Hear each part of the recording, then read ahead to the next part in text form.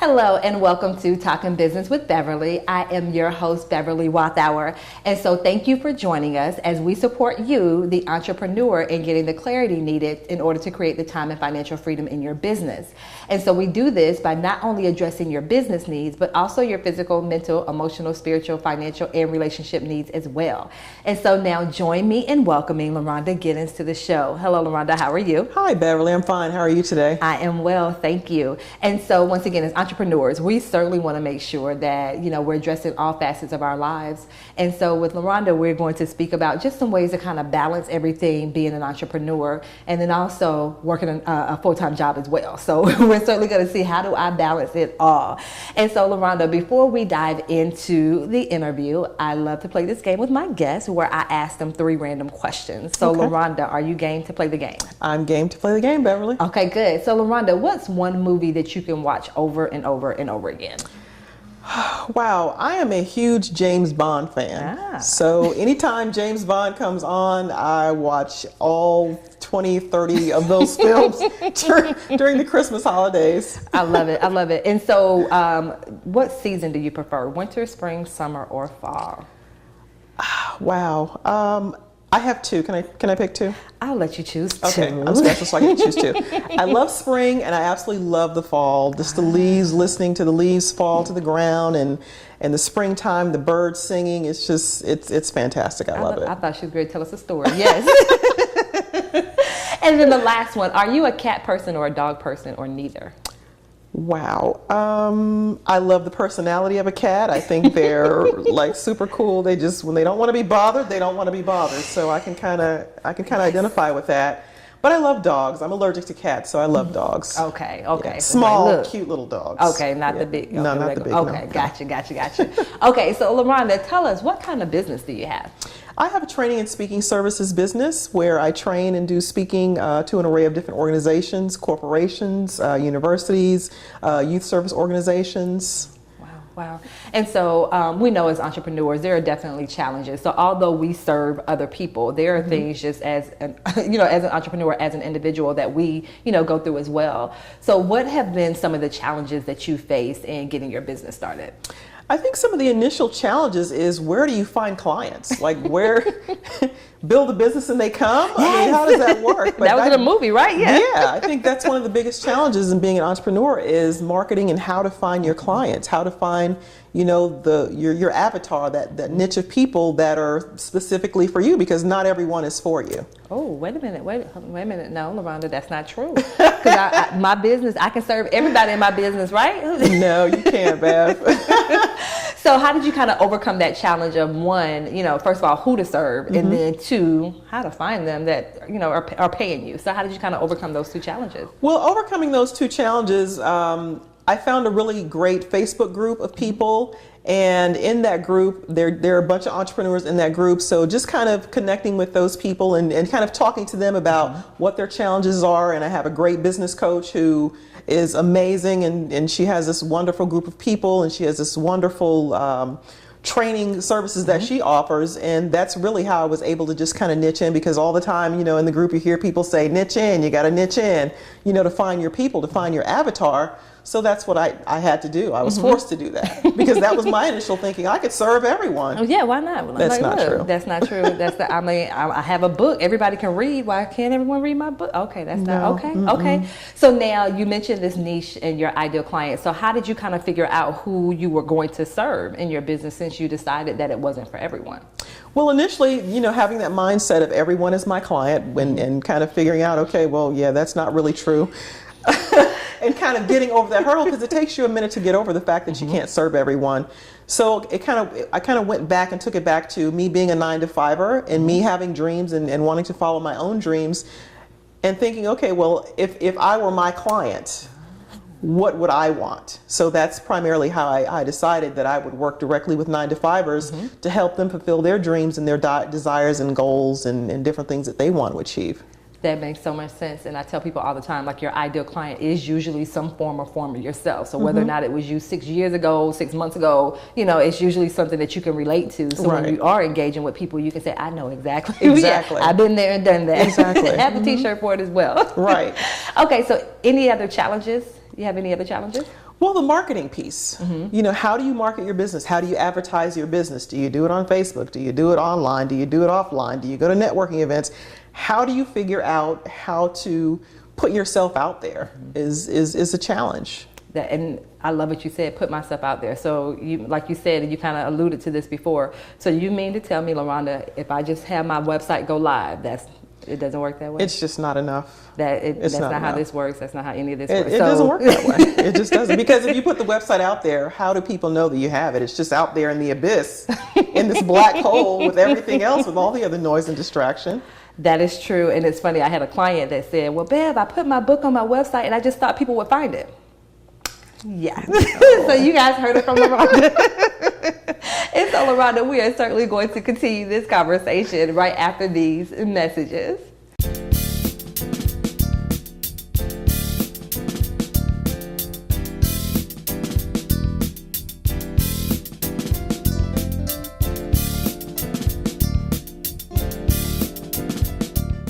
Hello and welcome back to Talking Business with Beverly. I am your host, Beverly Wathour, and so we have Loronda Giddens with us. And so she's just been speaking with us about her experience, working full time and being an entrepreneur.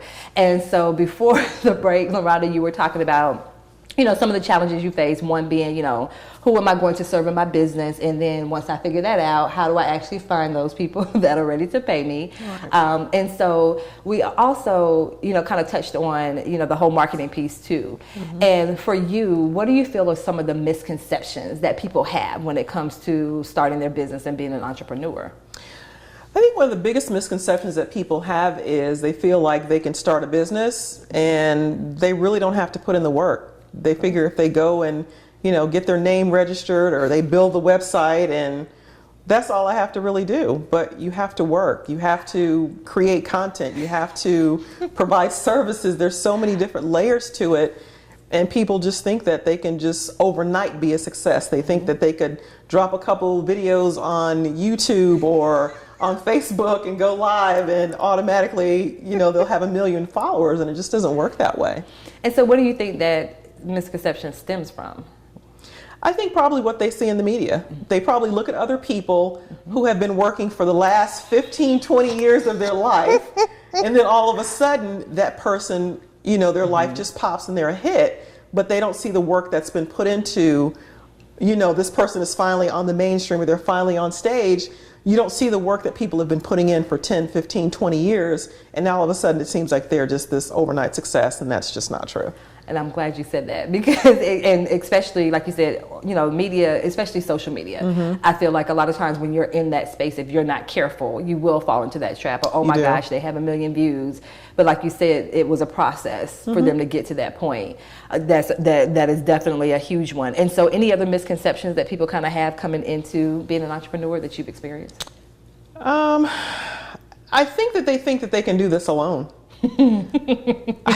I think that people think that they can just do this entrepreneurial thing by themselves and they can, be a success and make this thing happen by themselves. And that's just not true either. And so what do we kind of do to, we talked about the misconceptions. So how can we kind of, address those? For instance, when you just mentioned about being able to do this on your own or not being able to do this on your own. So how do I kind of build that community? How do I find my community? If I can't do this by myself, like how do I kind of have that kind of community to support me? And that was one of the things I asked. Last year I was thinking to myself, okay, it's 2017, we're getting ready to go into 2018. You need to find your tribe. And that was one of the questions I kept asking. Where is my tribe? Where are the tribe of people that are doing the same thing that I'm doing, that love the same thing that I'm doing? So I had to put myself out there. I joined a couple networking groups. I would attend networking events maybe a couple of times a month. But some people then they kind of go the other side of it where they're going to every single networking event. We live in Atlanta, so you literally could go to one event a night or 2 or 3 events a night if you wanted to. And I had a friend that was doing that, but that's just not the case. You can't do that either. So, doing your research and putting yourself out there. So having that kind of happy medium. And so you talked about networking, which is huge as an entrepreneur. So what tips do you have or what advice do you have for that person that's just like, okay, I can't do this by myself. And maybe they have an online business. So, right now all they see is just, they're not interacting with other people, like they would be if they're going off to work. So how do I kind of find those networking opportunities, and then how do I kind of work the room? Well, you have to find you have to do the research, and whatever it is that your business is, align yourself with other businesses, and you've got to do the research. I mean, there's just too much information out there for you not to do the research. But you can find your group of people and then just start showing up at these networking events. And in terms of working the room, I'm not a work the room kind of girl. I show up to the room, and maybe it's an energy thing, but people just kind of gravitate towards me. They'll, come and make a funny comment, and we just kind of strike up a conversation. It may be over some food, or, what someone's wearing, or we find some kind of commonality where we're able to strike up a conversation about something that's not even related to business. So going into networking events and shoving your business card in people's faces is a no-no. Don't do that. That's a turnoff. Don't do that. Don't do that. Okay. You heard it from Loronda. Don't do that. And if you are doing it, stop it. Stop it. And so, you mentioned this a little bit earlier. Okay, so I'm looking and I see these networking events. Do I go with an agenda? And when I say agenda, not, I'm going for a client, but how do I kind of, figure out the ones that's best for me? And then how do I get the most out of that experience? Well, you just honestly, Bev, just show up. Just show up to the event, do your research, show up to something. Just start out with one event. Just go to one event. And when you go to the event, go with the intention of connecting with someone. There we go. Find one person to connect with. And then oddly enough, you'll connect with another person, then another person. And it just kind of happens organically. There's no real science to it for me other than to go there with the intention to connect with someone. And if I don't, then that's okay too. But I keep showing up to another event. But I think that is part of it when you say have the intention of connecting versus having the intention, okay, I need to go here, I need to find a client, or I need to find a business opportunity. But it's kind of like a shift more into a relationship building type thing. And like you said, if it's there, awesome. But if not, I'm not just, oh man, I didn't find a client at this event. Oh man, I didn't find a business partner at this event. Exactly. I love it. Okay. And so for you, how do you feel like your background has, kind of prepared you to be an entrepreneur? Oh, wow. That's an interesting question because oddly enough, no one in my family has been an entrepreneur. Everyone that I know in my family has been a 9-to-5-er, and my mother would love it if I would retire from my current job. But I keep telling her that's not going to happen. I mean, I love what I do, but there's other things, there's other gifts and talents that I have. So I just feel that it just happens. I feel like the gifts that I have led me to this point, and I just want to, and it's a mindset for me. I want to be able to use everything that I have and fulfill my purpose. And I feel like my 9-to-5, I feel like everything that I've done, either it would be my 15 years of corporate experience, my experience with the government, working with kids, all of those things are a contributing factor to where I'm going. Wow, so all of those things put together. So it wasn't one specific thing. Everything collectively has built the foundation for me to be successful. Okay, so you didn't wake up one morning and say, today I'm going to be an entrepreneur. It just kind of... It didn't happen that way. It didn't. But I've had a couple of friends that were entrepreneurs. They would start a business like that, and I would always, kind of look at them and say, oh, wow, it's kind of cool how they, fly by the seat of their pants, but I can't do that. Gotcha. And so we're definitely going to continue this conversation right after these messages.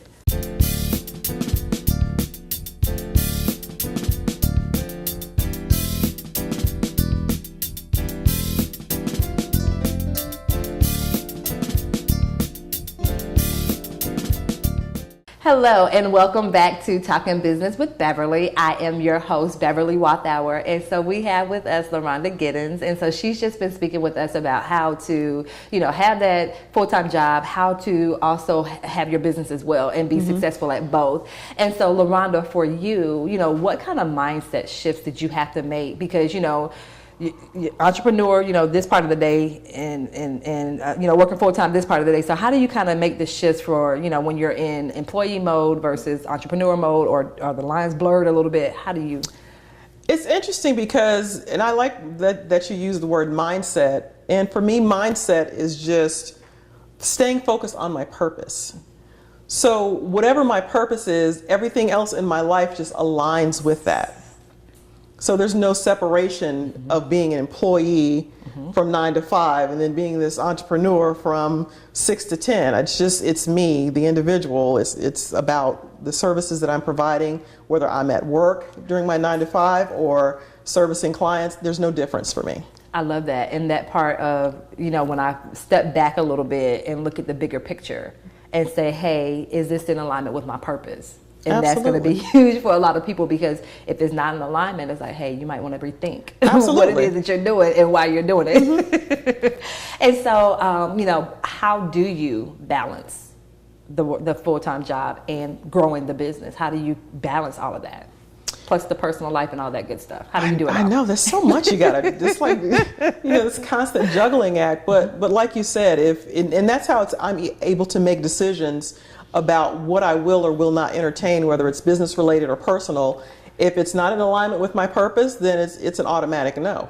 So it's kind of easy with that, making that decision. If I'm going to embark on a new whatever venture it is, it's very easy that way. But when you're trying to kind of juggle, I hear people say, how do you juggle, how do you balance? And people ask me that question all the time, and I just say, I don't know, how do you balance it? Because the way I do things and the way you do things are very different. But I read an article a couple of months ago on LinkedIn, and this guy was talking about the whole work-life balance.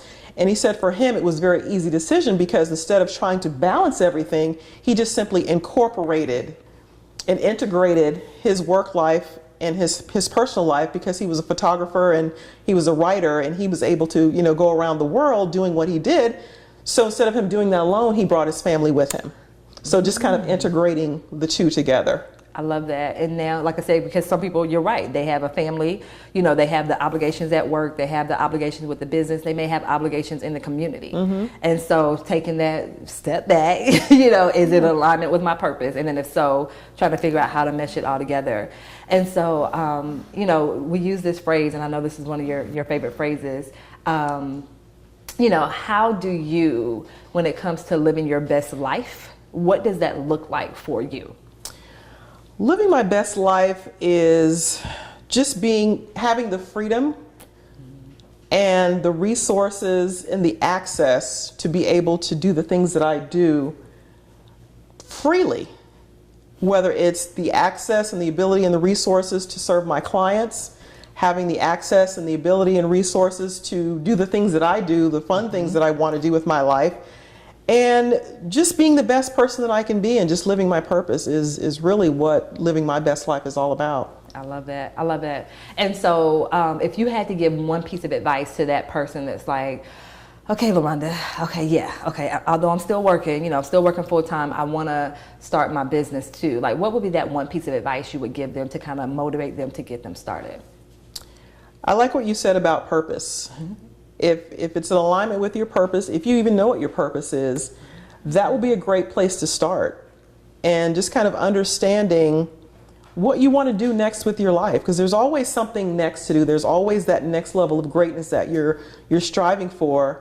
But you have to do your research. If you want to be an entrepreneur, you have to do your research. You can't just jump out there and do different things and try a bunch of different things, because you'll spend a lot of time and you'll spend a lot of money. So it's you have to be intentional about what you want to do with your life. And I laugh because you mentioned that word money, and you can definitely fall into that trap of spending. Yeah. Oh, I need to do this, I'm going to try this, I'm going to do this, I'm going to jump off this. And yeah, you end up with all those things.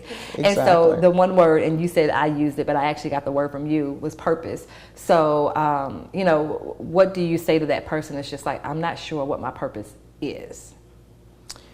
I would say, again, going back to that list of the previous jobs that you've had, and writing down what your skill sets are, and just kind of connecting the dots. Look at your life and kind of dissect your life in a way and connect the dots to everything that you've done before is connected, obviously, to what you're going to be doing. So it's very important to just take that time and to be intentional and look at your life in a way that you've never looked at your life before. Because this is a big step. This is not just some frivolous decision that we're making overnight. This is something that is going to carry you for the rest of your life when you're walking in your purpose. Yes, and I was actually getting ready to touch on it, and you just said it, because once again, I may make this list and look at it and say, oh my goodness, I spent 20 years in a career and it wasn't in alignment with what I desired, but it was convenient for me, or the pay was amazing, so I kind of stayed there. But you're like, once you do that, face the possibility that, you know, there may be some transitions that you have to do. Yeah, you definitely have to pivot. Yes. And so amazing information, Loronda. And so I want you to let the viewers know, what is your website and email address so that they can find out more information about you? Okay, my website is www.lorondacgiddens.com. That's LORONDACGIDDENS. And my email address is inspired, that's INSPIRED, the number 2, and then Peel, PEEL, @gmail.com. Yes, yes. And so once again, thank you, Loronda, so much for coming on and speaking with us about how to live our best life and balancing that all at the same time. Thank you, Beverly, so much for having me. I appreciate you. You're welcome. And I do also want to thank the viewers as well. And so remember, as entrepreneurs, you certainly want to make sure that you're not only addressing your business needs, but also your spiritual, your mental, emotional, physical, and relationship needs as well, so that you can create that time and financial freedom you desire. Until next time, take care.